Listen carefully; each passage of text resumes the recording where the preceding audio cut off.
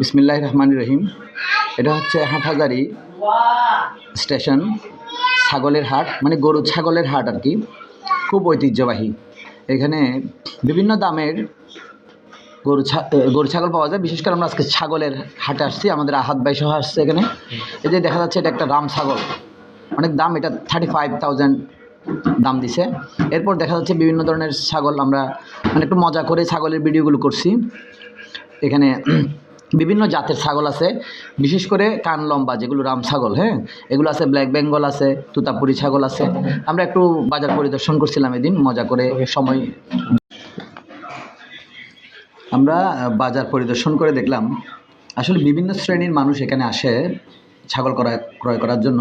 এর মধ্যে বেশি দালাল শ্রেণী বেশি, যারা কি করে মানে কয়েকজন মিলে দালালরা, আপনি যদি বাজারে যান ওরা বলবে যে কীরকম ছাগল আপনার লাগবে, হ্যাঁ ঠিক আছে। তারা একটা মিডিয়া, তারা দুইজন মিলে বা একজন মিলে একটা সিন্ডিকেট আছে।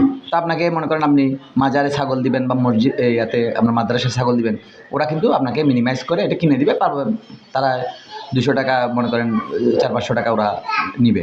এরকম কিছু মানুষ এখানে থাকে। আর কিছু জেন্টাল নিরীহ কিছু লোক থাকে যারা আসলে সারাদিন বাজারে ঘুরে কিন্তু কোনো টাকা ইনকাম নেই, হয়তো চা একটা খাবে, হ্যাঁ, নাস্তা একটা গাল গল্প করে চলে আসবে। আবার কিছু লোক থাকে অরিজিনালি, যারা নিজের ছাগলটা বিক্রি করতে আসছে, বিক্রি করবে, হ্যাঁ। কিন্তু দালালদের জন্য এখানে খুব অসুবিধা, মানে ছাগল ক্রয় বিক্রয় করা খুব ডিফিকাল্ট। কারণ এখন তো মনে করেন সব জায়গায় সিন্ডিকেট, মানে ওদেরকে নিয়েই আপনি কিনতে হবে। অথবা যদি আপনার ছাগল ক্রয়ের অভিজ্ঞতা থাকে তাহলে কিন্তু কাউকে লাগবে না।